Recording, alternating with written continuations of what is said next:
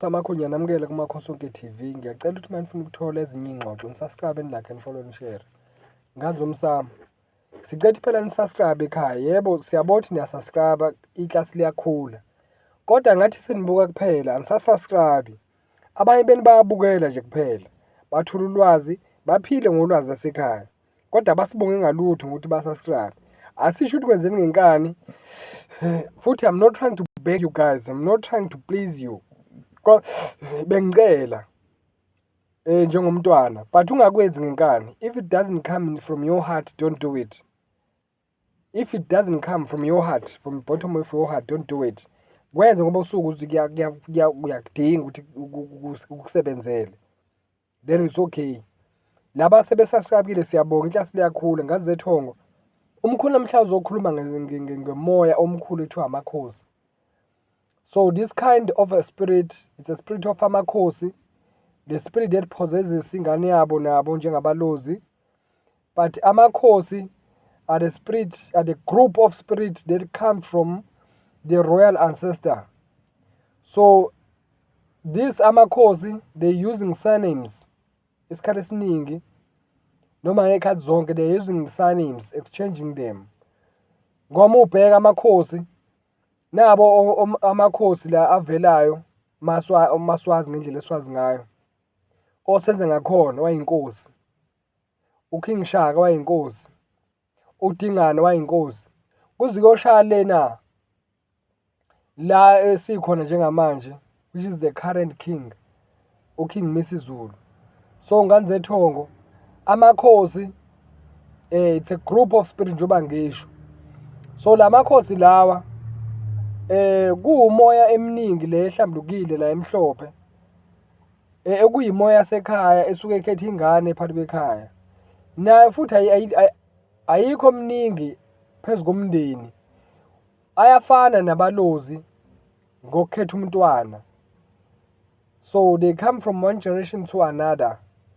Beza ney'nkinga ney'ngqinamba ababhekene nazo ngoba ukhumbutha amakhosi ayasinda kakhulu ngendlela exa ukwenza. Amakhosi anobunzima obuningi. Amakhosi iy'ngane zethongo bayakwazi ukuziveza kuwena ngesimo sokuthi bakuvezele ukuthi ba amakhosi aqhama kuphi kude kangakanani. Ngaphambi ukuthi ngiqhubeke, amakhosi mubheka uKing Misizulu, mubheka isituro sakhe, unesituro sakhe esingahlali umuntu, sihlala yena kuphela. Mubheka lesitulo buka indlela basikhave ngayo ukuthi basikhave ngayiphi indwangu. Uyabona amakhosi lawa. Buka ingubo agqokayo ukuthi ugqoka ini.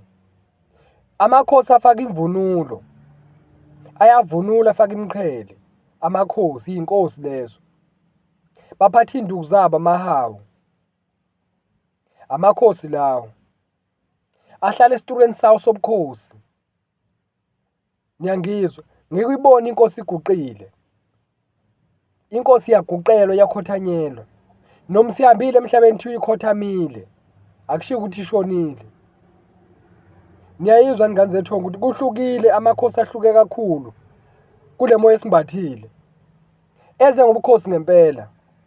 Amakhosi mubheka, they are using ley'lwane lezi ethiwa ama-big five, which is it's a leopard, which is a lion, elephant, kube ibuffalo, i-rhino. Amakhosi basebenzisa lezo lwane lezo ama-big five. Labahlezi beziveza ngakuwena.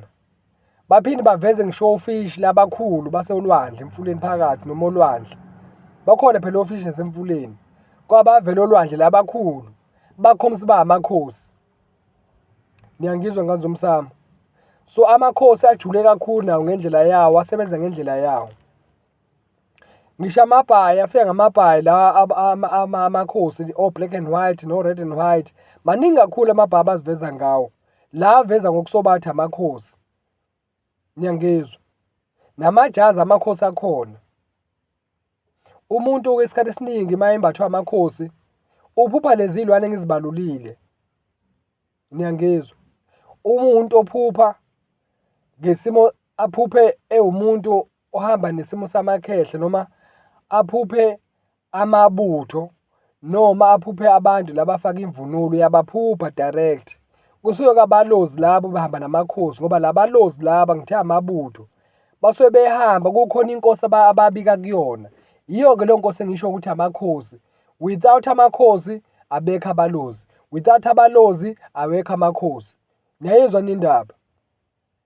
So mawunabalozi wena you've got 99.9% ukuthi wena uhamba namakhosi. Uphupha le big five engiyishilo. The big five that I spoke about, uphupha yona. Niyangizwa ngani zomsamo? Kuningi izinto abavela ngazo kuthina. La makhosi ukukhumbula ukuthi mawumbethe ile moya wamakhosi, ungumuntu othi mawuphila emhlabeni, isikhathi esiningi abakuvumeli ukuthi ukhothame. Isikhathi esiningi mangithi ukhothame, abakuvumeli ukuthi ulawulwe enye indoda. Abakuvumeli ukuthi kube khona abantu azokulawula noma kanjani. Ungumuntu othi noma usebenza, ngikhulume ngespace somuntu uma esebenza. Uma umuntu osebenza umbathwe amakhosi, kuba nzima kuwena to take orders kumphathi wakho. Lo osuke eqashile mhlawumbe uqashwe umlungu noma indiya noma yini. It's very hard to take ama-orders kuyena. Cause when i-authority yakho ayikuvumeli ukuthi uthathe ama-order. Wena you're the one who's supposed to give orders ngenxa yobukhosi bakho bakini obumbathile. So umphathi wakho uma ekunika i-order noma ekutshethise nje, ucasuka kuphela ukuthi yeka lo msebenzi manje. Yingakho uthola abanye bephuma umsebenzi awuyeka angene kulo aphume kulo awuye ngoba akakhothami. Ngaleso sikhathi ureceive imali payment inyanga nenyanga, amakhosi awayifuni leyo nto. Ngoba afuna ukukhothama, akhothamele umuntu la emhlabeni. So amakhosi isikhathi esiningi mayesimbatha lamakhosi asimbatha ngale moya yabo eminingi kakhulu ukudlula amandla ethu noma ukudlula yonke into la emhlabeni. La makhosi la nganza umsamo njengoba ngisuke ngiwachaza ngivulelo kakithi. Angihlangani ngempela nje ngomunye umuntu nje umkhulu echazile. Amakhosi ingane zethongo ukufika ka ukuthina azifikele azikhethela thina ngendlela yabo. Kodwa kukuwena-ke ngane zethongo ukuthi amaphupho akho namakhosi akho ame kanjani. Kwesinye isikhathi uyakhala umuntu mkhulu ngiphupha ngijaha amabhubesi. Ibhubesi imele ubukhosi nje amakhosi lawo. Omunye mkhulu ngiphupha ngijahwa indlovu noma ingenzani. Kujulile ngane zethongo ngoba phela i-big five ngithe kuni irepresenta amandla asekhaya, irepresenta amakhosi akini, irepresenta idlozi elikhulu lakini. Kuningi esuke kuveza indlovu ngesimo semoya yakini. Kubalulekile ukuthi ubheke into esuke yenzeka kwisibonakaliso noma kuyiphupho lakho. Amakhosi kujulile njengoba ngisho basenza le big five. And another thing, abalozi noma ngithi amakhosi, amakhosi asebenzisa ama-presidents ukuziveza kuwena. Omunye angiphuphe uRamaphosa, omunye angiphuphe uJacob Zuma, omunye angiphuphe uDonald Trump. Baningi uphuphe labantu abama-presidents abayinkosi, kings. Labantu abaphupha kings and queens.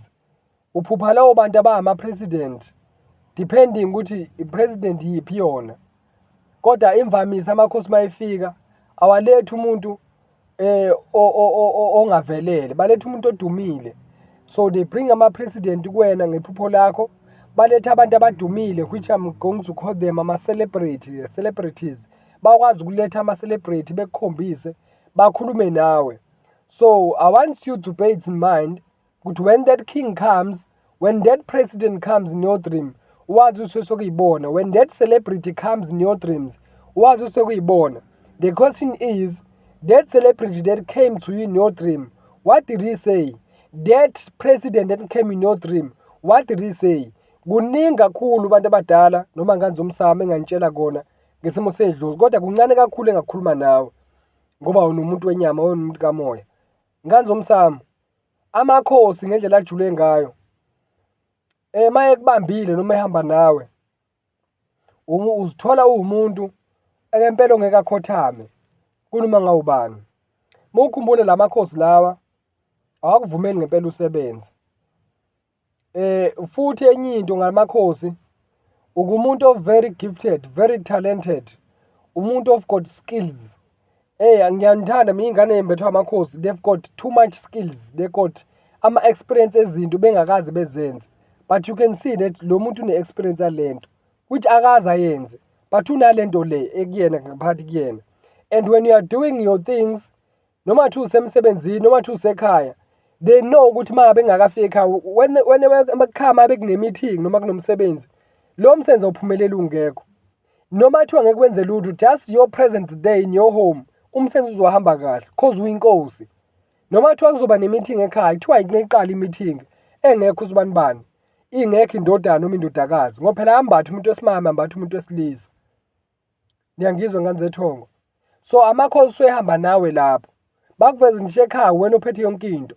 Yebo, noma kuthiwa usebenza ekhaya, kodwa khona lento nje ehlukile ngaso kubalulekile ngawo kuma umndeni kume yonke into. Yingakho-ke abantu abaningi abahamba namakhosi bezithole bejikelwa umndeni. Once ujikelwa umndeni bekukhipha inyumazane, wazi ukuthi unamakhosi lapho, futhi awuhambi wedwa, uhamba nabalozi namakhosi kanje together pair, uhamba nabo. Angifuni ukuthi uthukeke ukuthi why impilo yami nje amakhosi, kanti amakhosi ukhuma ukuthi azimele aqekelele. Inkosi ithola ihleli lapha esiturweni sayodwa. Wayibonaphi inkosi behleli bebabili esiturweni? Ihlala yodwa inkosi iqekelele, bese ikhipha ama-instructions kulamakhehla la amabutho, ikhipha ama-instructions ukuthi akwenziwe njani. Umsebenzi walabalozi to protect inkosi le. Do you see how much protection that you have? Bakuvikelile. Just look at labalozi laba, this mkhuluzi that are around you, protecting you ngoba phela uyinkosi wena, uhleli esiturweni sakho. Lesituro ongakasifuni ukuthi siphi isituro sami la ngizohlela khona, awunaso. Angisho isituro esikhandwayo, ngisituro sikamoya sobukhosi, awunaso, you don't have it. And there's no need to protect you abalozi because awuhleli esiturweni esi-right. Asikho isituro sakini ufuna uhlale kusona sabakhosi. Angisho isituro esikhandwayo, kukhona isituro sikamoya samakhosi, awuhleli kuso.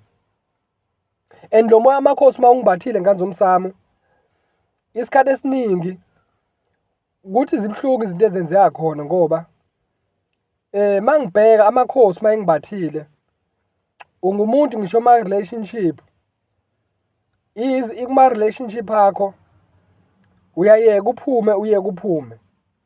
And uma umbethe amakhosi, when I'm speaking directly kuma-relationship,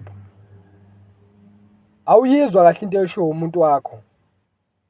Uma abe umuntu wakho leso sithandwa sakho leso sikutshela something, awuyithathi kahle, uyayithatha uyenze ngendlela yakho, awufuni ukuthi uzwe ngayo ukuthi ufene wenze njani. Yingakho omunye esithole ethi mkhulu, yazi angimthandi umuntu oyedwa, ngithanda abantu abathathu noma aba-4. Amakhosi lawo ayathanda ukuthi abe namakhosazi amaningi. Angisho umkipito mina, ngikhuluma into eqondile. Kwangisakuhlahlubela isimo sani sey'mpawu zakhona ukuthi bavela kanjani. Awukwazi ukuhlala nomuntu oyi-1 futhi umuntu othembekile, kodwa kuloko kuthembeka kwakho unezinto ey'ningi nje okuzenza ubone ukuthi akumele ngawe uyazenza. Ngesimo salamakhosi lawo uthi amanye awulungiseliwe kahle ngendlela. Omunye uyakwazi mbathwe amakhosi ambathe umuntu wesimame, uthi umuntu wesimame akayizwe indoda yakhe. Mayithi indoda yakhe umkhweno wakhe uyamlawula, uyena umlawulayo, uyamtshela ukuthi akube nje akube nje. And lo ngala umuntu wesilisa akhothame inkosi yami, ahloniphe, alalele, ashone phansi, ehle kusalela lo muntu wesimame evusa ikhanda phezu kwakhe. And awazi sekwenze njani lapho. Sinazo iy'mpendulo zalapho ukuthi sekwenze njani, sinazo. Amakhosi ngendlela abantu abadala amakhulu ngayo,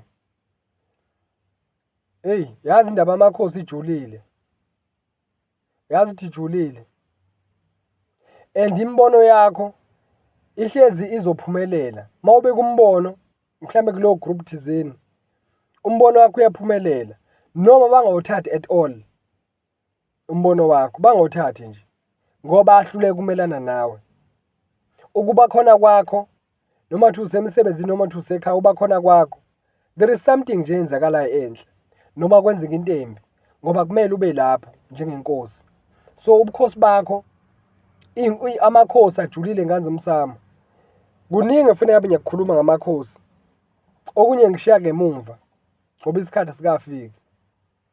Amakhosi akubalulekile ngane zomsamo ukuthi walungisele mase kufike leso sikhaba leso, kodwa naye ayazikhulumela njengabalozi, they give orders, they train you ngayo yonke indlela ufuna wenze njani. Ngisazokhuluma ngey'nto ey'ningi zawo, kodwa ngithi angithinte lo ukuthi amakhosi Nkosi yami aqhamuka kude nawo azongena ingane yawo, andlulise iy'bongo zawo. Yingakho kubalulekile ukuthi wazi ukuthi uzala ubani, wasibani bani, wazi izinto sakini. Kodwa amakhosi uma esefikile akutshela iy'bongo zabo, hhayi lesi sibongo osibizayo esingasebenzi. Afike akutshele ukuthi mina ngusibani bani, akhuluma nawe direct nabalozi sebehlangene. Bakutshele iy'bongo zabo, hhayi lesi sakho osibizayo lesibongo esababakho kodwa naye wazalwa komame bakhe kodwa ubiyisibongo sakababakhe. Niyayizwa indaba? Ubiyisibongo kungasona esakhe asicoshe endleleni.